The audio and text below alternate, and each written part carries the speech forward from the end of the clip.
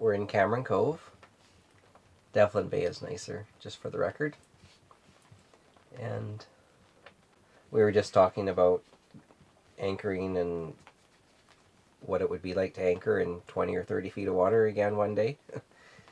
Because we dropped the hook in 54 feet. And this Cameron Cove, if the end of the bay is here and the middle of the bay is out here, it drops off. So we got 54 feet here, and where the boat's sitting right now is almost 90 feet. So there's a big drop off like this. And I was just explaining that the anchor is up here, and then here's the drop off. But I have 100 feet of chain, so that 100 feet of chain is going down, and then it goes up, and we put 250 feet out. But if there's any pulling on the boat like this, it's just going to be lifting that chain up and down off of that slope.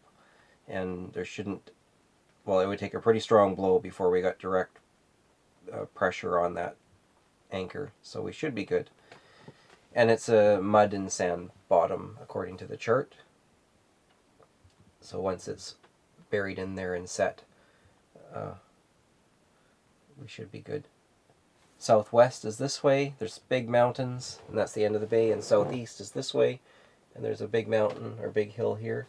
So that's the two directions we're looking at for this blow. And there's barely a ripple on the water here. So we're good. And I think tomorrow's Saturday. And I think Sunday is supposed to turn to variable winds. So it's just a quick, strong system coming through.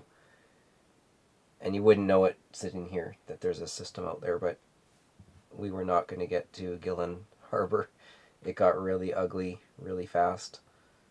And I didn't want to risk the boat and us, our safety, to try and continue and get around the southwest corner of Dudney Island, where the entrance to Gillen Harbor is. And I'm glad I made that decision.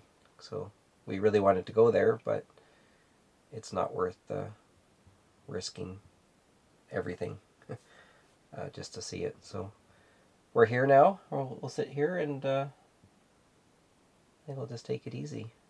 It's been a long day, 31 miles today, and we sailed probably half of that.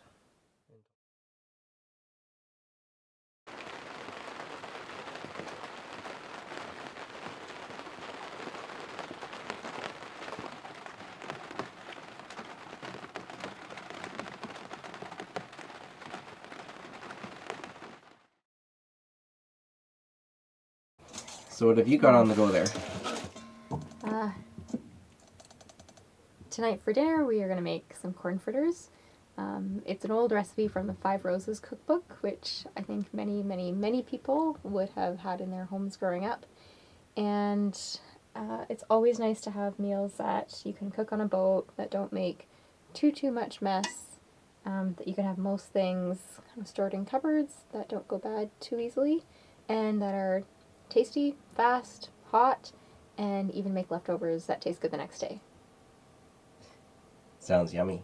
I've had them before. Pretty tasty. We made them last year, and they were good. And because it's raining and chilly outside, we're going to have some corn fritters with chili for dinner. Sounds good.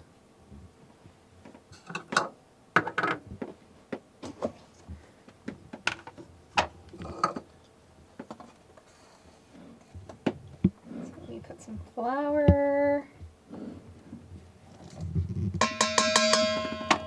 So this isn't a very complicated recipe? This isn't a very complicated recipe. You only need one bowl.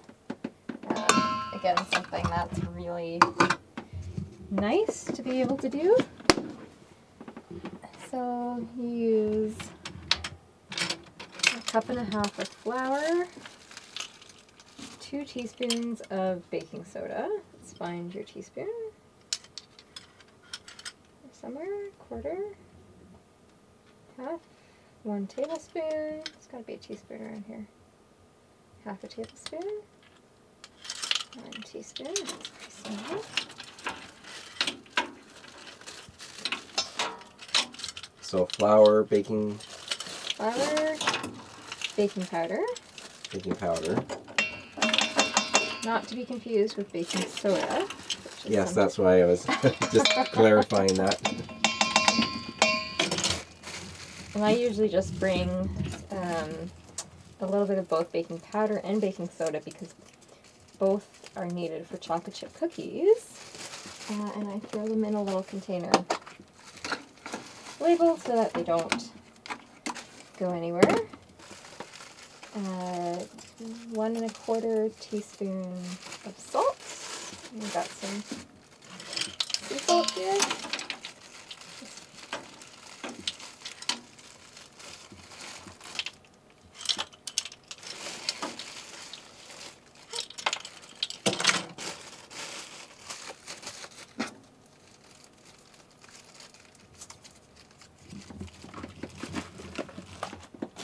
And I find that it's easier to have everything out before you begin, and that way not only do you make sure that you have everything that you need, but it makes the prep quite a lot faster. And if there are a few people on the boat, you don't have to be asking people to move while you're doing your thing. And pepper, there's no real measurement for pepper.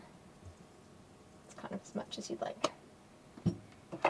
Alfie, since I know you like pepper, we're going to put some in and you mix your dry ingredients together. So this is just all the dry? It's just all the dry. And then you'll start to mix your wet. And because I started with the dry, I can use the measuring cups for the wet because I'm not going to need them again. Perfect. And so you do a cup of cream corn.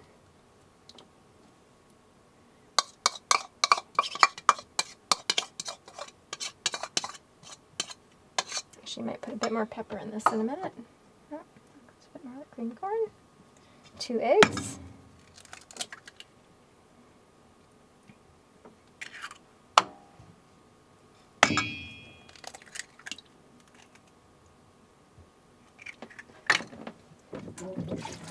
Fingers a little bit.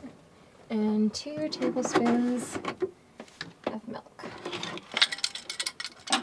And basically, that's it. That is simple. Yep, so then you mix it all up. Fry them on the stove. And enjoy them. And how many do you think this will make? I guess it depends on how big you make them. Yeah, it depends on how big you make them. So we'll see. It's probably been since last year on the boat that I made them, so I actually can't remember. Oh, well. There's going to be at least a couple in there. There's going to be at least a couple, and I do remember last year we had some that we could have for leftovers the next day. Mm-hmm. You can eat them cold, or you can just heat them up in the pan. And we had them with syrup. And we had them with syrup. They're really tasty with maple syrup. Or again, you can have them with chili or soup. I'm going to put a bit more pepper in this. If you notice it's dry, you can add a bit more milk. Sometimes your corn is creamier than others. But I'll mix it up here. It should kind of be like pancake batter. And again, depending on how big your eggs are. I'm going to add a bit more milk in here to make it a bit more batter-like. It's probably another 2 tablespoons. It helps to have a magnificent view while making these. Pretty great spot.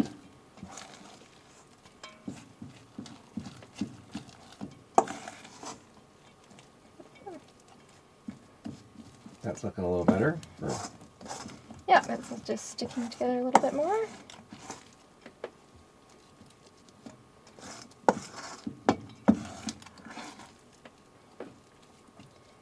And now we'll fry them. That was pretty quick. Yep, they're hopefully tasty. So you've just heated up a pan here. You have a pan, put a little bit of vegetable oil in it. How much you use will depend on how much your pan is a non-stick. And then I'm going to drop the batter in and sort of push it down. You can fit a few in the pan, sort of as many as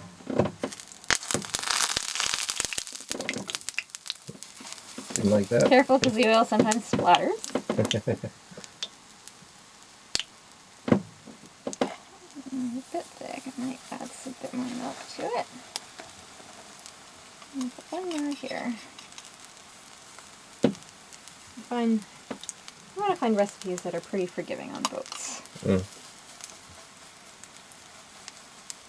There you go.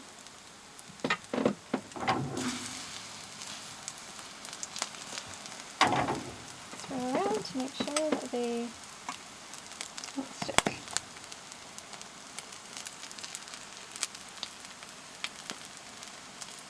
And they kind of flatten out a bit on their And they own. kind of flatten out. And once you flip them over, you can press them down a little bit. Mm. And so you want to leave them on this side until they're start to brown a little bit at the bottom. Mm-hmm. And every stove will be a little bit different. We have your nice new stove to be working with right now. Yeah, last year was the old stove. Yeah, and last year was the old stove.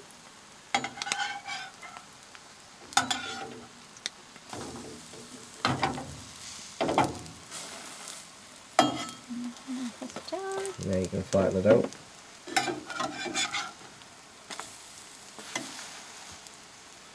A little bit. I'm going to turn the heat down just a wee bit.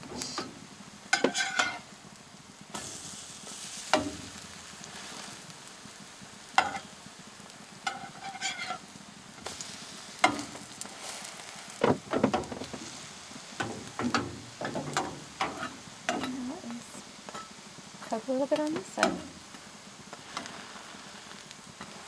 Super easy, super tasty. Super easy, and I usually, once I take them out of the pan, I usually put them on a plate or something that has a piece of paper towel underneath, just to catch any of the oil that's still on them. Mm.